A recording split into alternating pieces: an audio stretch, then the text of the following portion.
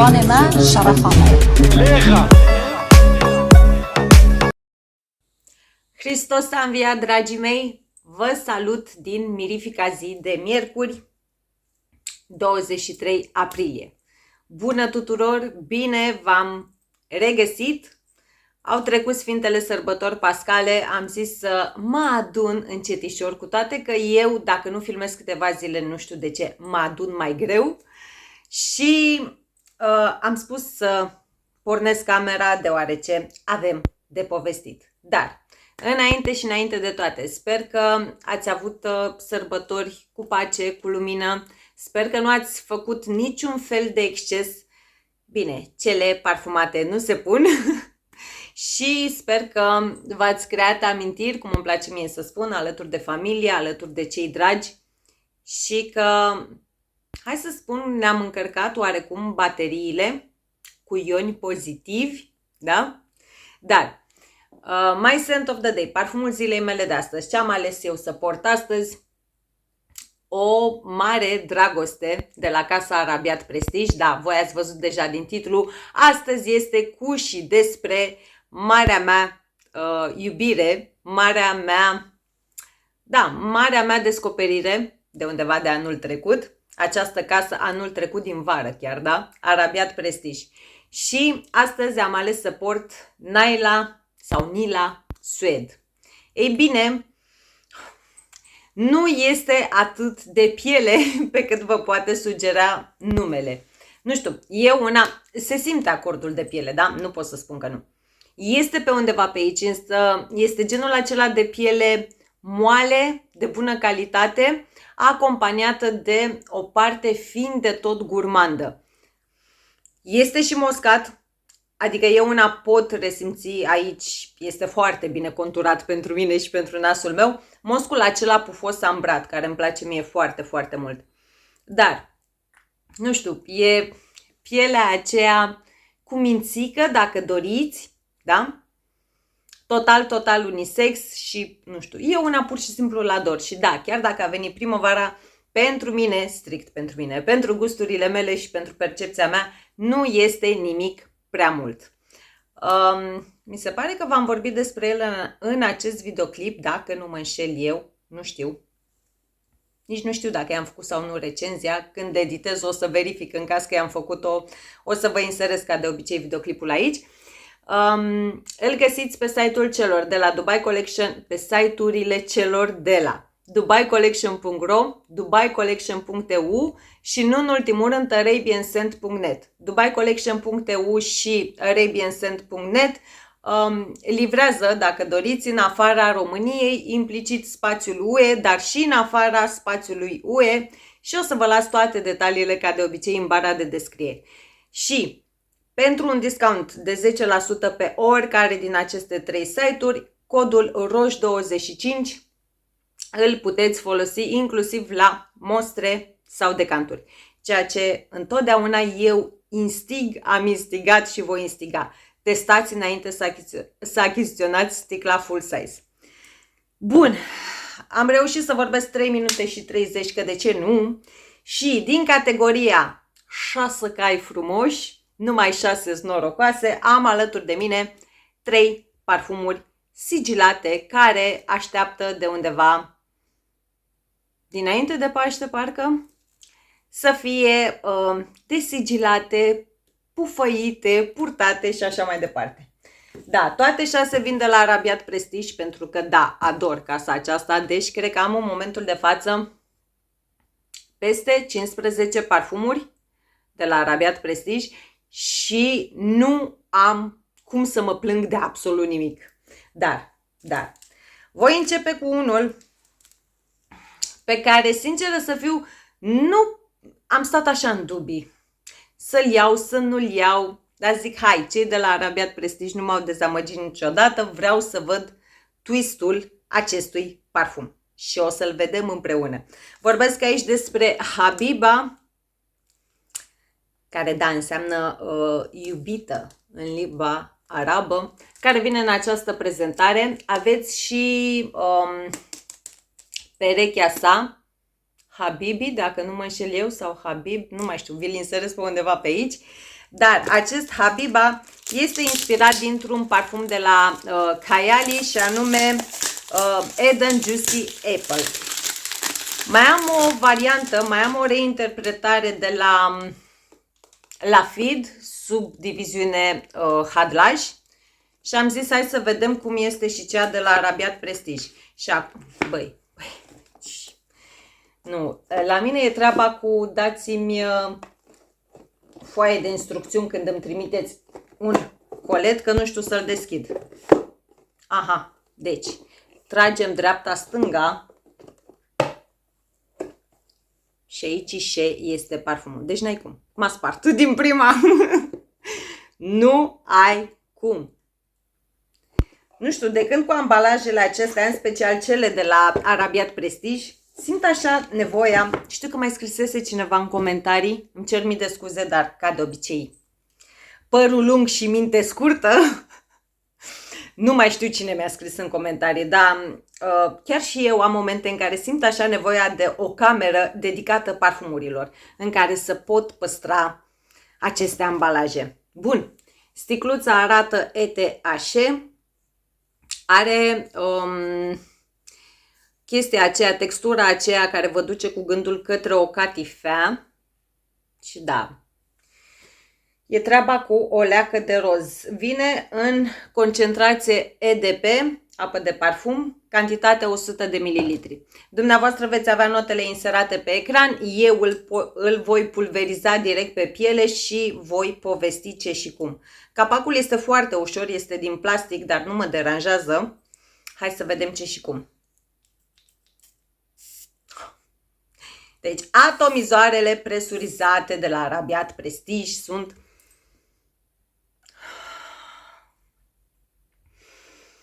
jeleuri.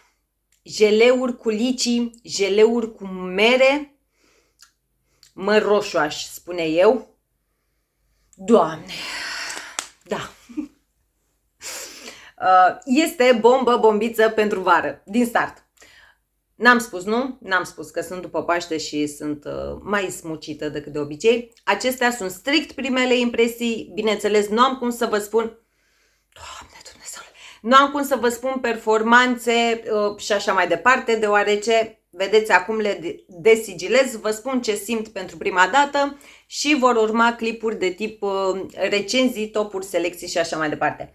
Însă, Habiba pur și simplu țipă avară, da? Țipă avară. Dacă ești genul acela de doamnă sau domnișoară, pentru că, în opinia mea, este... Bine, parfumurile nu au sex, hai să spunem că înclină 100% feminin, dacă doriți, da? Dacă ești acea doamnă sau domnișoară, nu știu, fiartă, pe fructat gurmande, genul acela de parfumuri jucăușe, girly, flirty și așa mai departe, ia-ți un decant sau o mostră din Habiba. Vă spuneam că mai am o altă reinterpretare de la Feed, Aura Kiss of Rose, dacă nu mă înșel, vă inserez pe undeva pe aici, dar acesta cu siguranță, nu știu, deci pur și simplu mie nu mi-aduce în fața ochilor decât o pungă mare cu jeleuri de la Haribo, dar strict aceste două sortimente, dacă doriți, da? Jeleu de licii, jeleu de, cu aromă de măr roșu. Are și partea aceea, v-am mai spus eu într-un alt videoclip, genul acela de zahăr, vă mai inserez odată o imagine pe aici, genul acela de jeleuri cu crustă de zahăr pe deasupra, adică e ceva aici care mă duce clar cu gândul către zahăr, e ca și cum miros zahăr, însă are și pe lângă măr și licii, mai sunt ceva aici, fructe roșii. Nu știu de ce, parcă înclin către zmeură, o combinație de zmeură, mure, pe undeva pe acolo, dar când spun mure, nu mura aceea cu tot cu frunză, da? Nu cu tot cu crenguță, fără acordul acela, fără subtonul acela verde, dacă doriți, da? Dar, nu știu, e genul acela de parfum pe care, din nou, asta doar dacă, mă repet, doar dacă ești în zona gurmandelor fructate, îl poți purta oriunde și oricând. pur și simplu oriunde și oricând poate fi cu ușurință acel parfum semnătură. Și așa, la o primă comparație, la o primă impresie, mi se pare mult mai suculent față de varianta aceasta de la Lafite sub brand Hadlaj. Dar da, regret, nu, sub nicio formă. Nu, îmi place. Îmi place și este în zona aceea, cum să spun eu, din nou, dacă iubiți, că mi-a venit acum în cap, Eden Sparkling Lychee, dacă sunteți în zona aceasta, suculent, efervescent, dar și fructat, gurmand, da? Pentru că are și partea aceea suculentă în el, îți lasă senzația aceea de apă în gură, dar mai mult în momentul de față, mai mult mă duce cu gândul către ceva băubil decât către ceva mâncabil, dacă are sens. Foarte, foarte, foarte fain de la prima pulverizare. Și da, dacă este primul videoclip în care mă vedeți vorbind despre parfumurile casei Arabiat Prestige, nici la acesta, nici la precedentele, eu nu simt iz de alcool, da? Și nu fac aici referire la izul buzii, izul acela de alcool întâlnit în anumite parfumuri, da? La prima pulverizare eu nu simt așa ceva. Și din nou, înainte să trec la al doilea, parfumurile casei Arabiat Prestige, strict din propria mea experiență, sunt tipul acela de parfumuri ready to go, dacă doriți, adică nu e nevoie să-l iei, să-l pulverizezi de 2-3 ori și să-l lași puțin să se așeze, macereze, matureze, oxideze, îmbătrânească, tot ce doriți dumneavoastră. Nu, din momentul în care ai primit comanda sau ai cumpărat parfumul, pur și simplu poți să-l iei și să-l porți, bine mersi, nu ai nicio treabă cu el. Bun, următorul, și aici din nou am ceva emoții. Bine, ei pe site spun că se inspiră din Tom Ford Vanilla plus fructe roșii. Nu am o problemă cu ADN-ul lui Vanilla. Am o problemă cu acordurile metalice. Depinde cum sunt lucrate. Și mi-a fost mare teamă, deoarece aruncându-mi ochii peste note, am citit pe undeva pe acolo acord metalic, notă metalică, habar n-am. O să vă inserez notele pe undeva pe aici, dar știu că era ceva cu metalic. Și vorbesc aici despre un parfum cu un nume un pic ciudățel pentru mine și pentru creierașul meu, și anume La Di Da. Nu știu de ce i-au pus acest nume, nu știu dacă înseamnă ceva anume, habar n-am. Și da, vine într-un cutioc mai mare decât căpăul meu, că de ce nu? Hai să vedem. Exact cum v-am spus, este inspirație din Tom Ford Vanilla plus un twist, și anume fructe roșii. Mai am ceva inspirații pentru acest ADN și hai că parcă am nimerit că se deschide pe aici. Îl scap? Nu. Ei, stați că trebuie să văd și eu. Dar ce avem noi aici? Uite, așa se deschide. Deci nu mai pot. Eu ce fac cu atâtea cutii? Că mie mi-e milă să le arunc. Deci mă simt ca la Oscar, pur și simplu. Și se deschide și de sus. Numai ambalajele. Dacă ambalajele acestea ar fi la parfumurile din categoria designer, cred că ar fi prețul triplu, da? Deci pur și simplu mă simt ca la Oscar. Arată, nu știu, arată trofeu, arată premiu, arată... Este cea mai altfel sticlă din toate cele pe care le dețin până în momentul de față. Nu am așa ceva. Și pe aici aveți trebișoara aceasta unde, vedeți, se vede lichidul din interior. Foarte, foarte, foarte, foarte fain. Toată partea asta este din plastic. Capacul e metalic și e foarte greu. Și hai să vedem cum miroase La Di Da. Deci eu trebuie să mă interesez să văd dacă La Di Da înseamnă ceva anume, că mor cu numele ăsta, pur și simplu. Da, același atomizor presurizat.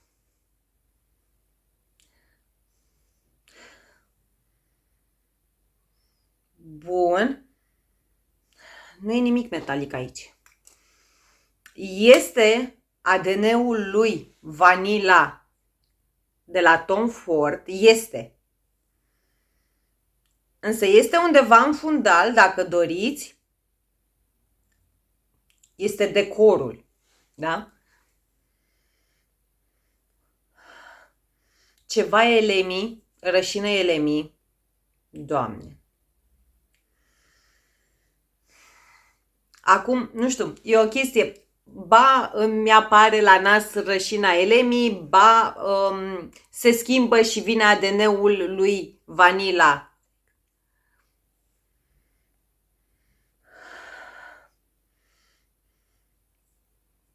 Are și ceva tămâie.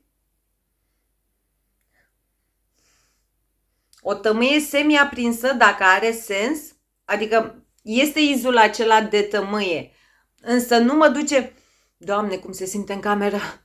Nu mă duce neapărat cu gândul către ceva afumat. Ceva care are legătură cu fumul, da? La treaba asta mă refer. O tămâie semi-aprinsă mai degrabă.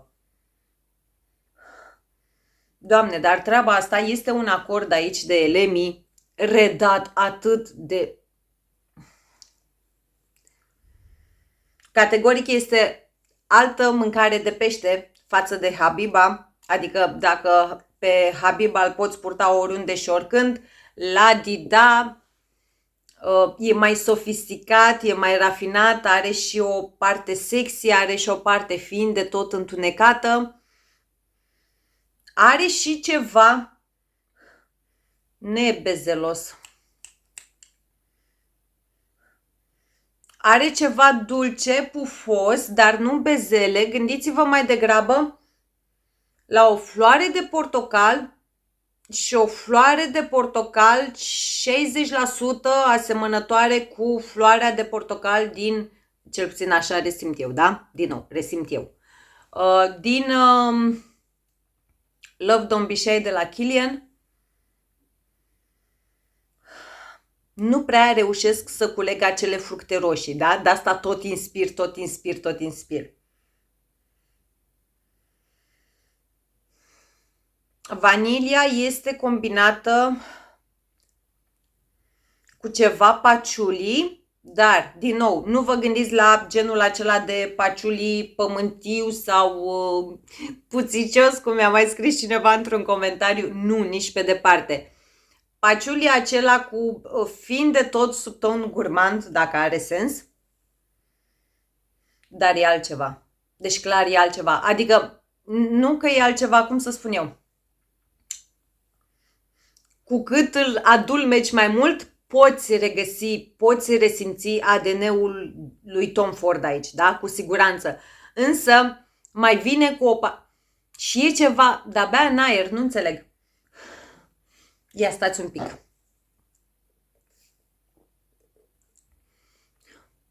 Deci în aer, în încăpere, da, resimt într-adevăr ADN-ul acelui Tom Ford, ca să nu-l mai repet tot timpul, acelui Tom Ford combinat cu parcă o idee ceva mai multă vanilie, de data aceasta floarea aceea de portocal pufoasă, dulceagă și da, în aer este ceva care mă duce mai degrabă în zona zmeură combinată cu căpșuni, pe undeva pe acolo, dar nu e ceva strident, nu e ceva in your face, dar în aer se resimte o adiere. Însă, strict, Doamne, nu știu, parfumul acesta se dezvoltă și se paradezvoltă. Da, nu este pentru o primă impresie.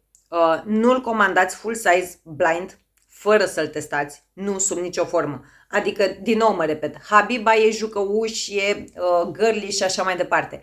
La Dida are o profunzime aparte, are acel sexiness, dacă doriți.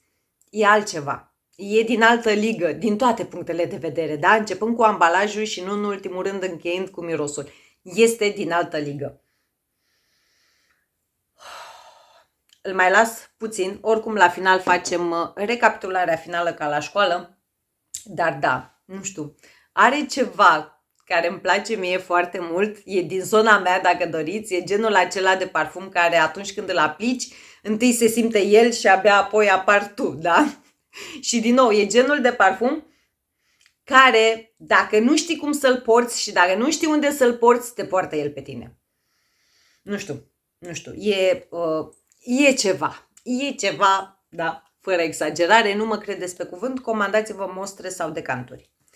Următoarele două le așteptam eu de când CEO de la Dubai Collection s-a întors de la Beauty World Dubai de anul trecut. Da, logică de anul trecut, că anul acesta mai avem până acolo.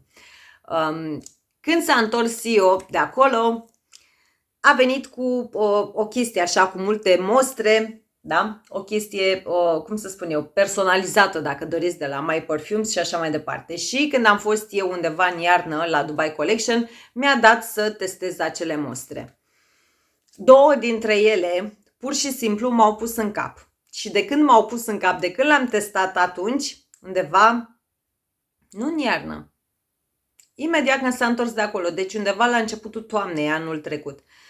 Din toamna anului trecut, eu îi terorizez pe cei de la Dubai Collection când se lansează.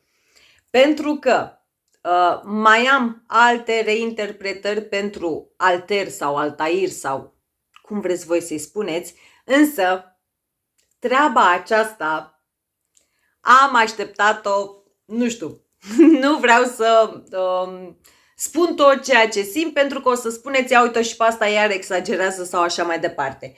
Iar Lutfa First Love este acea reinterpretare pentru One and Only de la Giza și da, am și varianta French Avenue, sultana cea veselă, cum îmi place mie să spun, însă din nou. Și acum, hai să trecem la detalii. Vorbesc aici, nici nu v-am spus. Lutfa Light in the Heart de la Arabiat Prestige sau reinterpretarea lor pentru Alter, Altair sau cum vreți voi să-i spuneți. Și da, eu am și backup pentru Lutfa The Seven Heaven, care este reinterpretarea celor de la Arabiat Prestige pentru, noroc am adus cutter-ul, că folia asta e mai ambițioasă, pentru Imperial Valley de la Giza. Iar, ete, așa arată sticla. O să spuneți, ce am uitat să spun, gama aceasta Lutfa, da, vine în cantitate de 80 de mililitri, nu de 100, nu de 110. Sticla este foarte, foarte grea, cromatic în opinia mea arată super, nu am ce să-i reproșez. Și hai să văd din nou cum miroase acest parfum. Pentru că da, exact cum v-am spus, fără nici cea mai mică exagerare, eu din toamnă nici măcar nu... Și gata, s-a terminat. Deci în momentul de față s-a terminat cu aerul din cameră. Este acea, cum să spun eu, vanilie făcută bine, da? Ai o deschidere ușor de tot citrică, ai ceva, ai și un pic de lămâie, ai și un pic de bergamotă, Doamne. În opinia mea, că tot, nu știu cât mă vedeți voi, dar eu chiar sunt foarte emoționată când deschid aceste parfumuri, pentru că da, le-am așteptat de foarte, foarte mult timp. Și cum să spun eu, sunt acele parfumuri din zona mea de confort. Da? Pentru că na, de atâta timp de când cu pasiunea aceasta cu parfumuri am reușit să mă descoper pe mine, dacă doriți, da? Am reușit să, adică știu așa din note, din acorduri, ăsta merită full size pentru mine, ăsta nu. Dar de multe ori și eu dau greș, da? Deci, din nou ajung la testați înainte de sticla full size.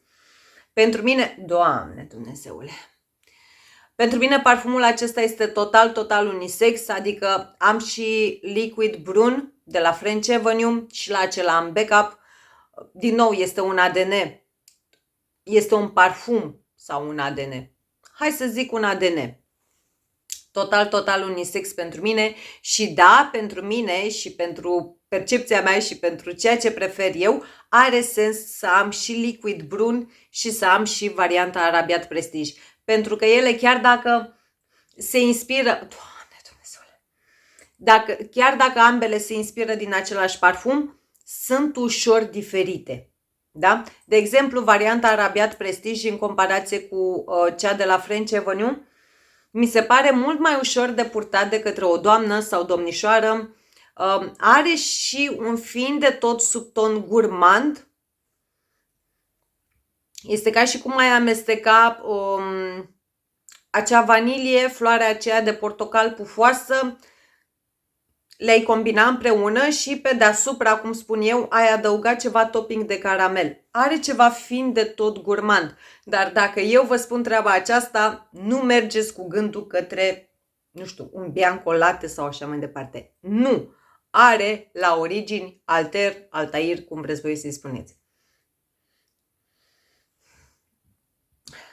Este și pudrat și are, nu știu, o adiere fin de tot lactonică, dar când spun fin de tot, încercați să mergeți cu gândul către ceva zona 1%, da? Deci nu e ceva This is Her de la Zadig & Voltaire, Blanche Bête sau așa mai departe. Nu, e o picătură undeva în fundal, combinată cu ceva flori galbene, aș spune eu, și ceva pudrat. Dar, exact cum v-am spus, nu știu. Acum, pentru o primă impresie, dacă stau să compar cu liquid brun, așa, pentru un mic versus, din nou, la o primă impresie, fără să-l port, mi se pare că e genul acela de ADN, genul acela de reinterpretare a lui Altair, pe care o poți purta chiar și vara. Nu la 40 de grade ziua în amiaza mare, dar seara sau la un eveniment, da? Undeva în zona aceasta. Și este ușor mai slab condimentat față de liquid brun de la French Avenue. Are scorțișoară, dar nu este la fel de multă. Da? Foarte. Pentru mine, eu oricum, v-am zis, îl știu din toamna anului trecut și da, eram tot timpul când vine, când apare, când se lansează, când va fi îmbuteliat și așa mai departe. Și nu în ultimul rând, Lutfa First Love. Exact cum v-am spus, reinterpretarea celor de la Arabiat Prestige pentru Giza One and Only. Și da,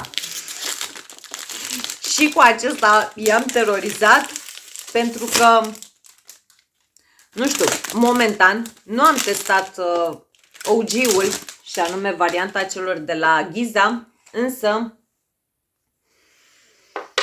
avem acea sticlă de Barbie, dacă doriți. Pentru mine e pur și simplu sticlă de Barbie. Arată la fel precum frățiorul său și precum Lutfa, The Seven Heaven, doar că e acea păpușică Barbie, precum este și Habiba. Deci, superbe, superbe. Hai, trecem repede peste, că nu ne interesează atât de mult partea cu ambalajul. Hai să vedem cum miroase. Aici am dat ceva. Îmi cer scuze, dar dacă tot am revenit la filmat, de ce să nu fiu întreruptă de telefon în timp ce filmez? Dar nu mai contează. Am revenit. Hai să vedem Lutfa First Love. Același atomizor și parfumul acesta este, da, clar din start, este din categoria vai de viața mea pentru doamne și domnișoare, pentru doamnele, doamne, pentru doamnele și domnișoarele care sunt iubitoare de parfumuri 100% feminine, da? Pentru că pentru mine una, și acesta este din categoria vai de viața mea, doar că acesta este unisex, da? Dar dacă sunteți doamne sau domnișoare strict cu parfumuri feminine, aveți nevoie să testați Lutfa First Love. pentru că este dulce, este cremos, dar totuși pudrat în același timp, da? Are de toate. Are partea aceea, fiind de tot tropicală, e ceva care, clar, te transpune către sezonul estival, într-un concediu sau așa mai departe. Floral, fructat, feminin, pur. Da? Deci pur. Acesta e una, cel puțin, nu pot spune că este unisex sau nu pot spune că aș vedea vreodată un domn purtând Lutfa First Love. Cel puțin în opinia mea, da? Pentru gusturile mele și pentru percepțiile mele. Ai vanilie. Vanilie pudrată, dar cremoasă. Deci vanilie cremos pudrată, ca să fiu mai precisă. Ai ceva iasomie. Și da, se simte foarte, foarte fain. Oricum s-au amestecat toate aici în cameră. Ai și ceva lactonic. Ai ceva cremos lactonic, dar din nou gândiți-vă la cea mai infimă adiere. Nu îl duceți în zona ADN-ului lui Blanche Bête, da? E o adiere foarte, foarte fină. Poate dumneavoastră, nu știu, nici măcar nu o veți sesiza. Eu reușesc să o culeg de undeva dintr-un fundal, da? Undeva în spate. Ai și ceva fructat, dar ceva fructat, fiind de tot acrișor, dar nu astringent, dar totodată, nu știu, un fruct tropical pe undeva pe acolo. Doar că, cum să spun eu, e atât de bine blenduită toată treaba, toată compoziția, încât nu vă pot pune degetul să spun, da, e un ananas, e o banană sau așa mai departe. Nu, este un acord fructat, fiind de tot acrișor, dar cum să spun eu, am spus nu astringent, da? Nu vă gândiți la ceva care în zona lămâii și așa mai departe. Dacă doriți mai degrabă ceva acrișor suculent totodată, da? Ca și cum bei un cocktail dintr-un fruct exotic, fiind de tot acrișor. Are logică? Eu cred că are logică. Dar da, are și partea aceea pudrată. Este, cum să spun eu m-aș vedea purtând vara acest parfum. Dar dacă, din nou, v-am mai spus eu și în alte videoclipuri, sunteți iubitoare mai degrabă de parfumuri blue sau citrice sau așa mai departe, o să vi se pară prea mult. Din nou, ca să fac o mică paralelă cu varianta French Avenue, Sultana cea veselă, cum îmi place mie să îi spun, o să vă inserez pe undeva pe aici. Acesta mi se pare, varianta Arabiat Prestige, mi se pare parcă o idee mai vanilată, dar implicit mai dulce, însă cum să spun eu, dacă spun treaba asta, nu mergeți cu gândul către dulcele acela lipicios. Pe când Sultana cea veselă, pe lângă faptul că nu are genul acesta de vanilie, este și acela dulce, acela îl percep mai moscat, pudrat, în comparație cu varianta Arabiat Prestige.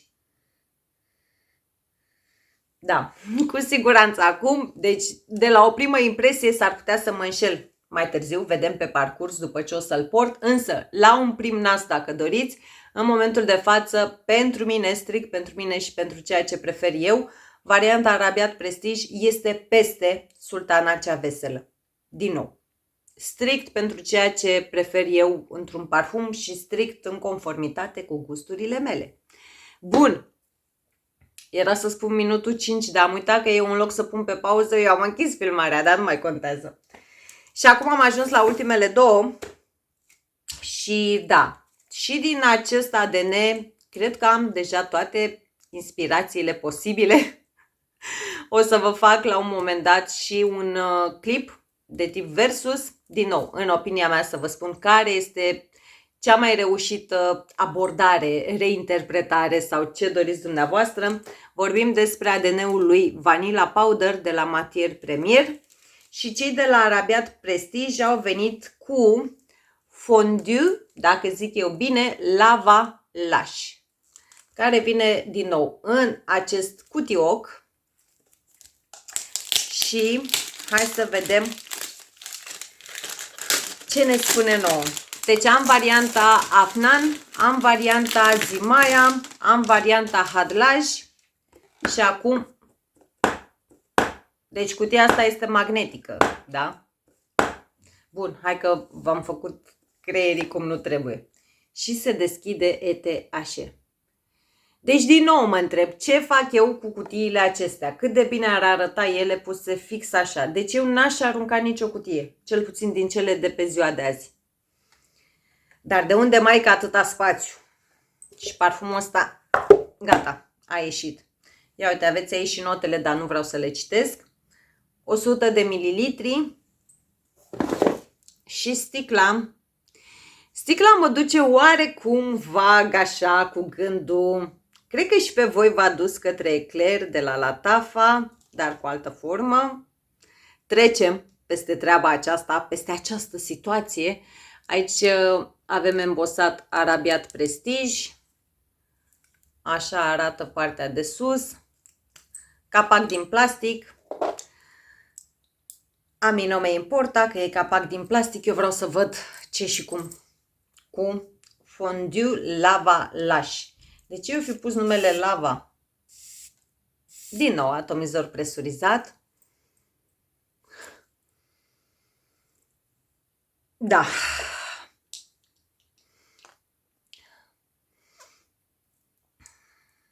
Foarte, foarte asemănător. Foarte asemănător. Este foarte inspirat, dacă doriți. Și da, ai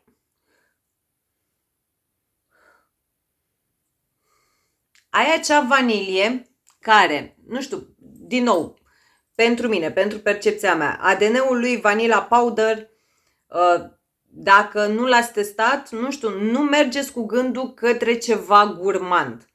Dacă auziți combinația de vanilie și cocos, din nou, nu mergeți cu gândul către nu știu ce combinație gurmandă. Pentru mine ADN-ul acesta nu este gurmand. Hai să spun că este ușor mai dulce, cremos, Fursan White de la Hadlaj, reinterpretarea celor de la Hadlaj, însă,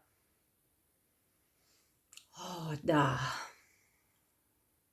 treaba asta e bună. Treaba asta e bună rău de tot. Ai vanilia aceea uscat, prăfoasă mai degrabă, da? E una așa o percep, combinată cu pudra aceea de cocos, dar din nou, exact cum v-am spus, pudră de cocos, nu cremă de cocos, nu lapte de cocos, nu apă de cocos, nu cocosul acela cu, cum se spune, quiz de loțiune SPF și așa mai departe, da? E totul pe prăfos, dacă doriți.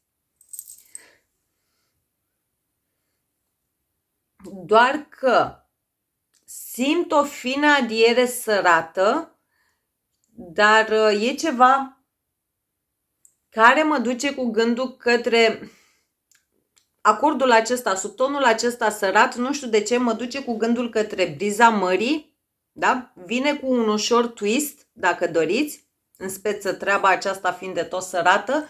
E ceva, exact cum v-am spus, ca și cum genul acela de sărătură tipică aerosolilor de la mare, da? Este muscat pudrat, însă nu este ceva copleșitor. Moscul de aici, cel puțin eu una, nu-l percep a fi copleșitor. Din contră, e genul acela, e tipul acela de parfum, cum să spun eu, cu textură minerală mai degrabă, da?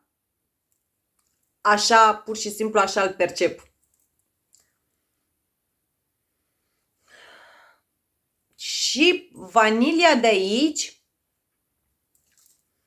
nu știu, pe măsură ce se dezvoltă, se îndulcește foarte fin. Dar, din nou, nu știu, eu nu știu ce am cu subtonul lactonic astăzi. Pentru că și în acest parfum, da, eu percep un fin de tot subton lactonic. E ceva acolo, fin de tot lactonic. Dar subtonul acesta, fiind de tot lactonic, este combinat strict cu acordul de vanilie. nu este combinat cu acordul de cocos ca să mă ducă în zona aceea de lapte de cocos, dacă mă înțelegeți ceea ce vreau să spun. Dar cu toate acestea, nu este acea vanilie gurmandă. Eu tot nu pot duce fondiul la valaș într-o zonă gurmandă. Nu, este vanilia aceea sofisticată. Dacă doriți, nu este acea vanilie pentru o copiliță, ci pentru o doamnă. E pentru o femeie elegantă, sigură pe sine și așa mai departe. Însă, dacă sunteți domni și ați testat vanilla powder sau Fursan White de la Hadlaj, cu toate că acesta este diferit față de acela, dacă ați testat Fursan White de la Hadlaj și v-a plăcut, consider că puteți testa o mostră sau un decant din varianta Arabiat Prestige.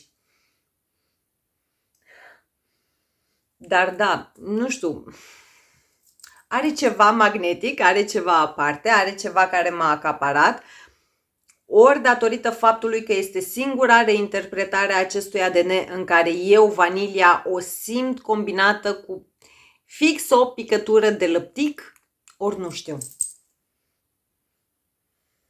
Dar clar, nu știu, nu miroase Middle Eastern, nu miroase ieftin, sub nicio formă. Sub nicio formă. Nu știu, au cei de la Arabiat Prestige așa un talent în a face parfumuri încât, exact cum v-am spus, da, e adevărat, am primit, anul trecut am avut 2 colete de PR direct de la Arabiat Prestige, însă nu sunt sponsorizată, nu am primit un leu de la oamenii aceștia, habar n-am nici cine sunt și așa mai departe. Dar pur și simplu, Arabiat Prestige de anul trecut din vară, exact cum v-am mai spus eu în alte videoclipuri, mi-a atras din ce în ce mai mult atenția. În primul și în primul rând, exact cum v-am spus, este singura casă Middle Eastern care atunci când desigilezi un parfum pentru prima dată, nu știu, eu pentru o primă pulverizare, eu pur și simplu simt toate acordurile, toate notele îmbinate armonios, adică parfumurile Arabiat Prestige, exact cum v-am spus și mai devreme, nu sunt acele parfumuri tipice Middle Eastern pe care le pulverizezi o dată de 2 ori și trebuie să le lași să se așeze sau așa mai departe. Nu, tată, ți l-ai comandat, ți-a ajuns coletul, l-ai deschis, îl iei la purtat și cu asta basta. Deci, nu, pur și simplu. Ador Arabiat Prestige, din nou. Și am lăsat la final ceva ce m-am chinuit singurică, deoarece și din acest ADN am, nu știu câți mililitri mai am, am participat la un split pe grupul meu de Facebook Frag Family, o să vă las detaliile în bara de descrieri. Mai am câțiva mililitri din Mansera Amore Cafe și din nou am reinterpretarea celor de la Zimaya, care nu prea mă dă pe spate. Și am 2 sticle, am început a 2-a sticlă din reinterpretarea celor de la Al Absar, pe care pur și simplu o ador. Și în momentul în care am auzit că Arabiat Prestige a scos Fondue Velvet Deep, am zis ok, Amore Cafe, da, vreau, îmi trebuie. Și vreau să văd, sincer, sunt foarte, foarte curioasă.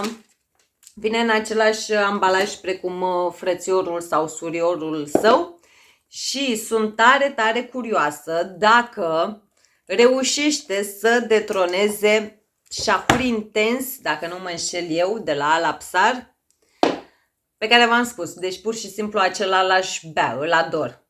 Și da, am văzut eu aici o mică diferență la modul că sticluța aceasta are detaliile aurii, iar cealaltă argintii. Eu și logica mea, poate vă era dor. Bun, hai să vedem cum stă treaba. Pentru că da, eu clar, acum am ajuns la faza la care, când este un parfum de la Arabiat Prestige, știu că sunt nedreaptă, dar pretențiile mele sunt oarecum ridicate. Da? Când vine vorba de Arabiat Prestige, chiar am pretenții pentru că am văzut ceea ce fac oamenii aceștia. Același atomizor presurizat. Bun. suntem în filmul Amore Cafe de la Mansera. Acea înghețată cu vanilie, cu topping fiind de tot de cafea, dar cafea îndulcită, nu e cafeaua aceea neagră, brută, tare și așa mai departe. Vanilia de aici, cum să spun eu, acordul de vanilie este extrem de bine conturat, ceea ce nu face decât să mă bucure pentru că ador vanilia.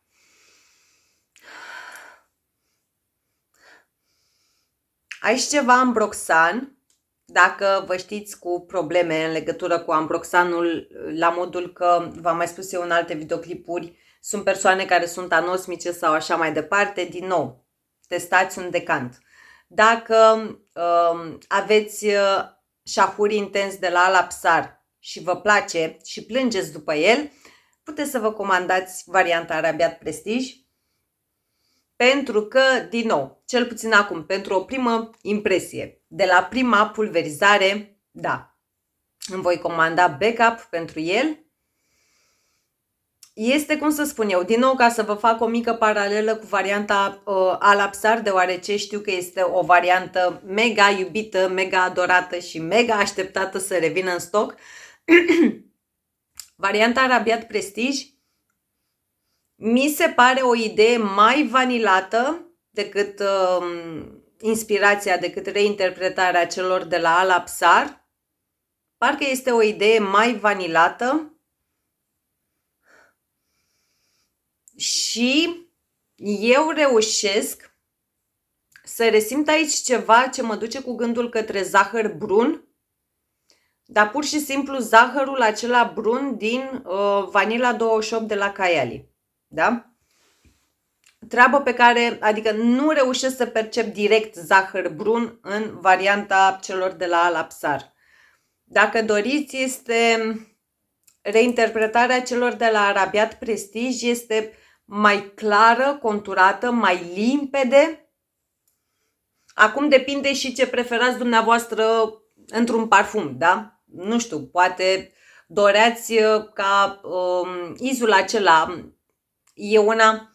aici îl percep mai degrabă precum un topping de cafea, topping cu cafea.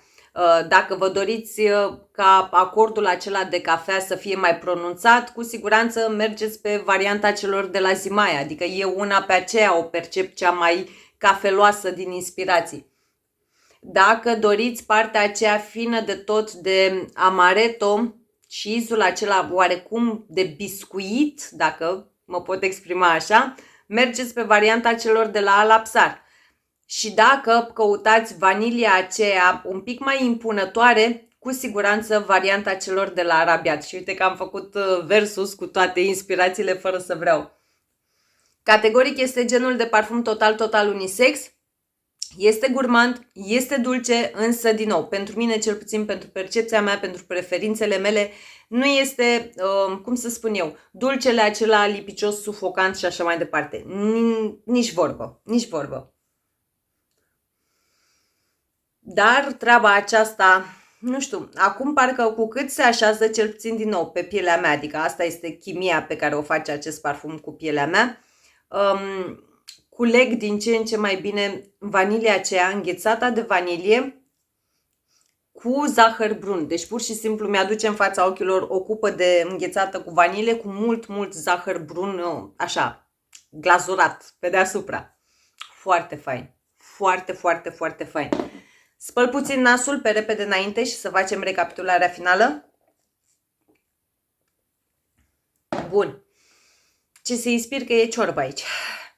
Habiba, da. Acum,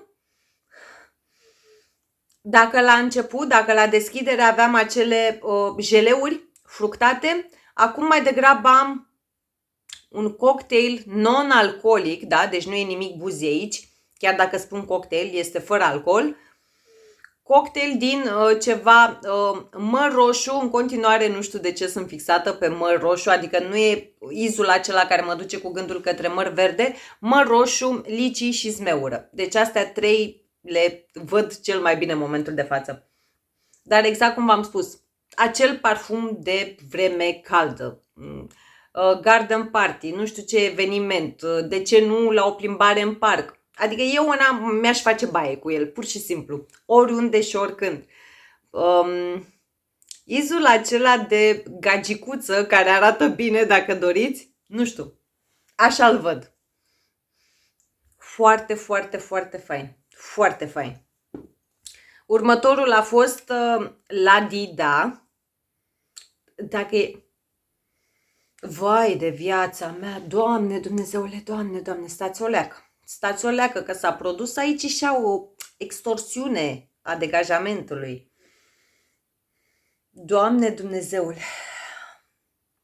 ești mai în ADN-ul lui Vanilla de la Tom Ford, mai acolo, și da, acum reușesc să resimt ceva ce mă duce cu gândul către o dulceață mai degrabă de căpșuni și fructe roșii, zmeură, căpșuni și zmeură, dar parcă mai mult căpșuni. Dar nu e ceva copleșitor, nu este nimic prea mult, pentru că duoul acela, Tămâie și Elemi, îl simt și în momentul de față și, cum să spun eu, echilibrează situația, adică nu lasă parfumul să fie prea dulce, lipicios sau să pice în latura feminină sau nu, este în continuare absolut total unisex. Aș vedea fără probleme un domn purtând treaba aceasta. Doamne, da.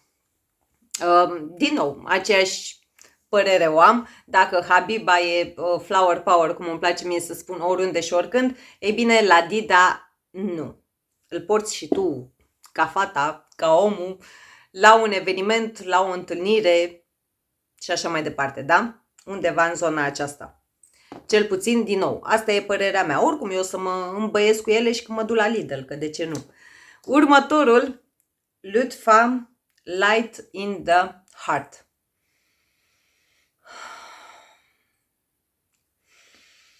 Vanilie fiind de tot spicy, dar temperată, pentru că în continuare am pufoșenia aceea dată de o floare de portocal. Nu știu de ce, parcă e ceva care mai degrabă mă duce cu gândul către o floare de portocal fiind de tot confiată, dar din nou temperată de un acord de Elemi. Abia acum reușesc să culeg acel acord de Elemi. Din nou, dacă vă știți cu probleme la Elemi, mostră sau decant din acest parfum înainte de full size.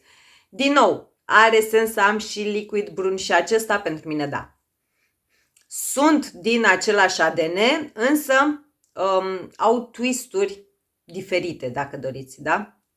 Au o amprentă proprie și personală fiecare din ele.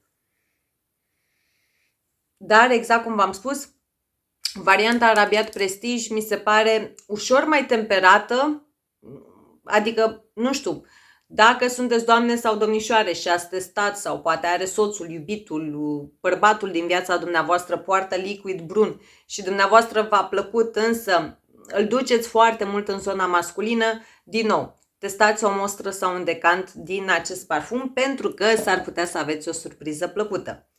Lutfa First Love. Nu, Lutfa First Love e acea CEO Barbie, neapărat Barbie, da? Pentru că e acea doamnă sau domnișoară tânără, bine îmbrăcată, frumoasă foc, cum se spune, și fiind CEO își petrece și ea, ca orice CEO, amărât vacanța undeva pe o plajă din Malibu sau așa mai departe. Pentru că așa miroase. Parcă a devenit mai pudrat în momentul de față, dar în continuare nu este nimic sufocant, are în continuare subtonul acela fiind de tot tropical, dar cum să spun eu, floral, fructat, pudrat, cremos, feminin. Are ceva care pur și simplu țipa feminitate, are ceva al lui, pur și simplu. Foarte, foarte, de fapt la toate o să mă auziți cu foarte, foarte. Hai să vedem Fondiu Lava Lash. Sunt curioasă. Da. Este ca și cum sunt undeva la malul mării, pentru că în continuare am izul acela fiind de tot sărat, dar nu pur și simplu săratul acela din briza mării, da? Aerul acela cu o fină adiere sărătură în el, că nu știu cum să vă spun altfel. Dar asta am de la nas. E ca și cum sunt undeva la malul mării, mă lovește briza aceea fiind de tot sărată.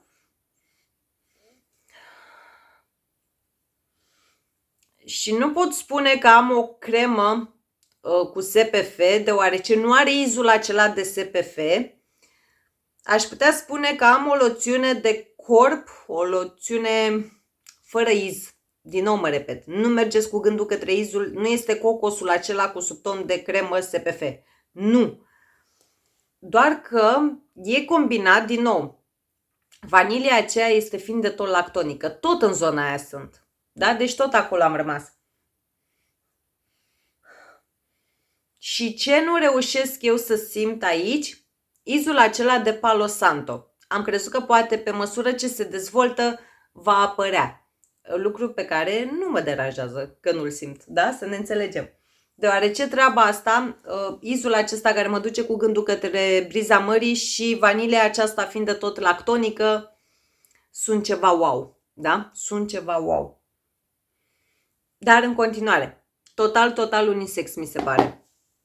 Dacă sunteți domni și ați testat alte reinterpretări pentru Vanilla Powder, testați măcar o mostră sau un decant și din acesta. Și ultimul, dar nu cel din urmă, Velvet Fondue Velvet Deep. Da. Sunt la faza în care este cu și despre înghețată cu vanilie, topping cu cafea și mult zahăr brun, da? Dar dacă spun mult zahăr brun, din nou, cel puțin pentru mine, nu este dulce lipicios, nu este sufocant, nu este prea mult, nu e genul de aromă care să mă ia capul sau așa mai departe. Dar foarte... Și nu știu dacă puteți... Acum se vede. Pielea a rămas fiind de tot lucioasă, fiind de tot uleioasă. Oricum, eu una personal, cu absolut tot ceea ce am de la Arabiat Prestige / My Perfumes, nu am ce să le reproșez la capitolul performanțe. Nu. Nu, adică acesta, din nou dau un exemplu, chiar dacă nu e nou, acesta pe pielea mea se simte și după duș. Da? Se simte, nu proiectează. Proiecția este cu totul altceva. Dar, ca longevitate, este pe piele și după duș. Dar, din nou, v-am mai spus eu în alte videoclipuri, treaba aceasta cu performanțele este diferită de la o persoană la alta și depinde de foarte mulți factori. Gradul de hidratare al corpului, interior-exterior, pentru că, da, contează și să bei foarte multă apă, nu numai să îți exfoliezi și să-ți dai pielea cu creme, uleiuri și așa mai departe. Dar iar mă întind, nu mai știu prima parte cât am vorbit, acum văd că am vorbit deja 30 de minute și este too much.